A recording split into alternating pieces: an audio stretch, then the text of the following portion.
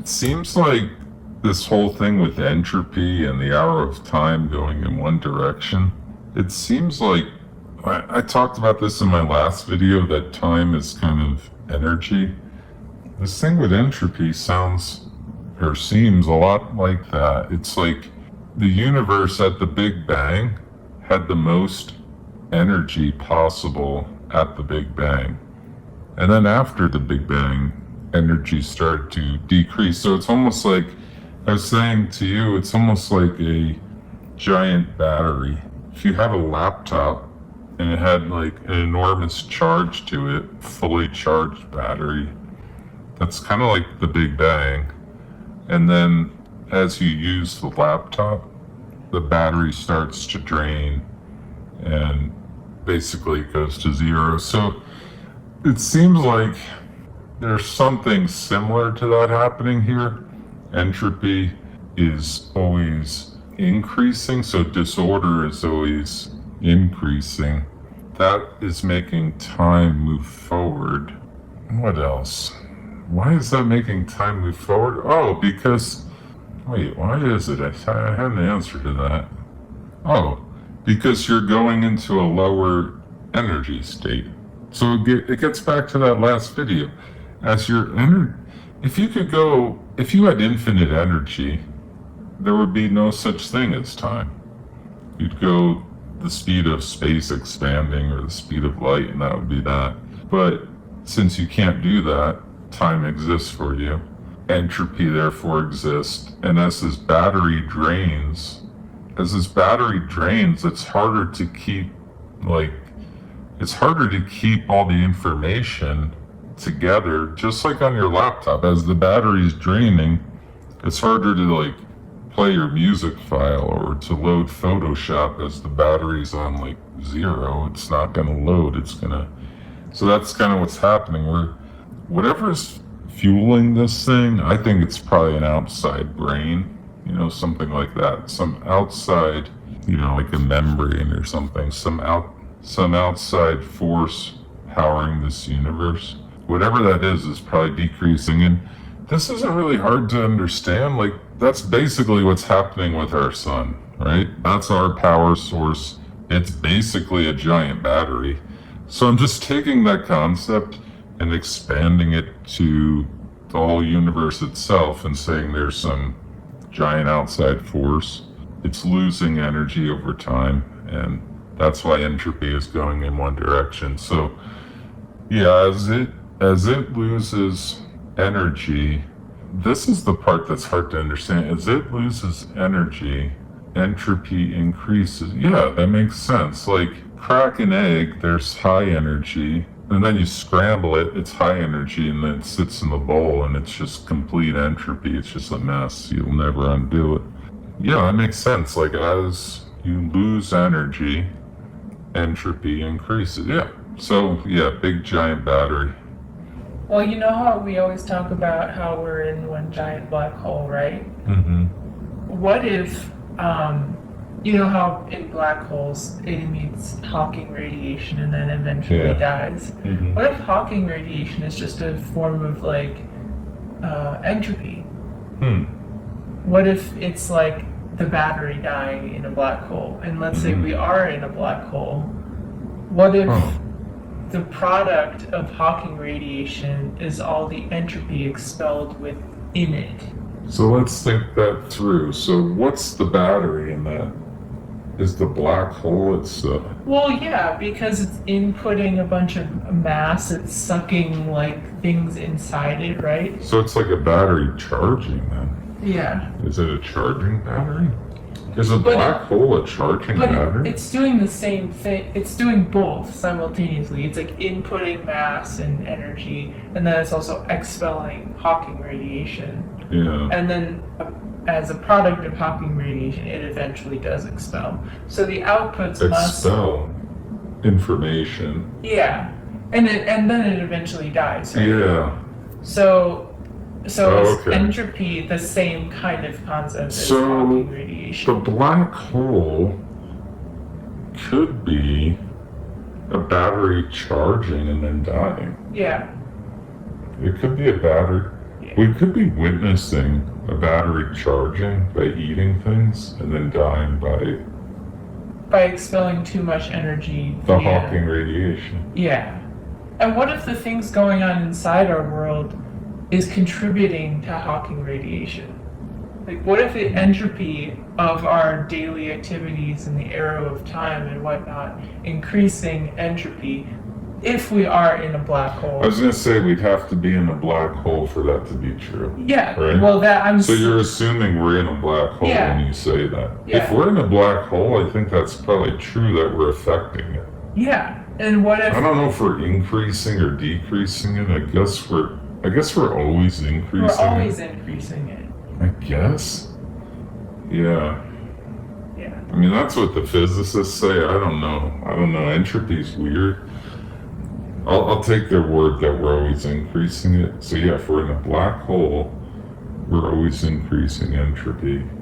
And what if So that that output means- is that Hawking means- radiation? That means we're contributing to the decline of the universe. Yeah. Is that right? Yeah. And physicists say so much, basically. They say entropy is leading to a colder and colder universe until That's it's true. like a heat death. That's true, yeah. So this is all jiving with physics. It's also it could jive also with the physics of a black hole too. I I'd was like gonna- to I was research gonna- more. I was going to say, like, this thought of a black hole being a battery, what if a black hole is just like plugging in your Apple phone? Your Apple phone, when you plug it in, it's storing electricity in, like, the lithium ion cells or whatever they are. I don't know if they're cells, whatever they are, right? The, whatever a lithium ion battery, however it works, it's storing electricity in those, let's call them cells of the battery. So it's taking electricity and storing it and then using it later.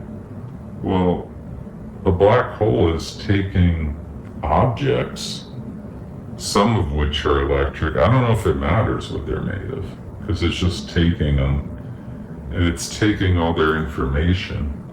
What if it's using that to fuel a universe? Like, what if at the end of the singularity, there's a universe, and what's fueling it is a black hole? We've had that thought before, that the Big Bang was nothing more than a white hole, right? It just got expelled. That's the same as saying it ate information and that information fueled the other side of it. Yeah. It's really not much different than saying that. In that sense, it's like a giant battery. And then it's like the human centipede, right? Because on the other side of this one we're in will be another. Right. So Yeah. we've talked about the great recycling. So it's like nested holes, right? Black, white, Yeah. and you just keep. But it's like a battery, and then loses its charge, and then it gains its charge, and then it loses it. It's kind of like that. You could view a black hole and a white hole like a battery losing and gaining its charge. Yep. It's kind of weird. I like to think of day-to-day objects and day-to-day, like, computer program. Like we talked about recursion and loops. Batteries are another good one. Yeah. Like, if we could think of these complex things in more simple terms, Yeah. it's easier to grasp what's going on. Like, The two things that I like to think about is that, and then also the theory that we are in a black hole, and then sort of framing it like that. I feel like both of those things, the computer and the black hole, can kind of make things make sense. Also have to wonder, like, what if like dark matter and dark energy, things that exist in our universe that we don't quite know about, are just components of the supermassive black hole that we're in? What if it's like a byproduct of a black hole? Yeah. I don't know what those things are. Yeah. Apparently there's a lot of it. Yeah. So we have to wonder, is it a byproduct? Is it, Didn't I have a theory that it was, like all the math was rounded, and then that information was. Didn't we talk about this once? Where Remainders. Oh yeah, yeah, Remember we talked about remainders? yeah. I don't remember the theory. But basically, like, everything had an equation and a calculation. Like, I put my hand here. There's an equation describing this. Mm. And if there's a remainder to that equation, where does it go? You know? Yeah. So maybe that's dark energy or dark matter. It's like, Which is again kind of like entropy, right? it is kind of like that. 'cause We're on to something. Yeah. I don't know if we're on to, like, I feel like we're on to something. Mm-hmm. There's a, what is it, yin and yang? Mm-hmm. There's yin and yang. There's a yin and yang to this. Like, if I touch this, there's an equation to that. Well, equations, I don't know. They can have remainders. They can have, like, they're not necessarily always balanced and perfect. So say it's an unbalanced equation, or there's a remainder or something. Where's that information go? It's gotta go somewhere. Mm-hmm. So there's that in just day-to-day life. So here I'm probably increasing entropy if this has a remainder to it by touching this. And that fits with your theory, that we could be increasing it if we're in a black hole. Mm-hmm. So there's, like, nesting. Like, I could be affecting it here, and then that could be, I guess it's causality, but it's also kind of like a nesting in a way, because the black hole ultimately crushes everything to a singularity. Yeah. And then it blows it out on the other end. Dude, that singularity might just be a giant battery pack. Yeah. Yep. It recharges itself. It might just be a giant lithium-ion battery that catches on fire. And that's what the Big Bang is.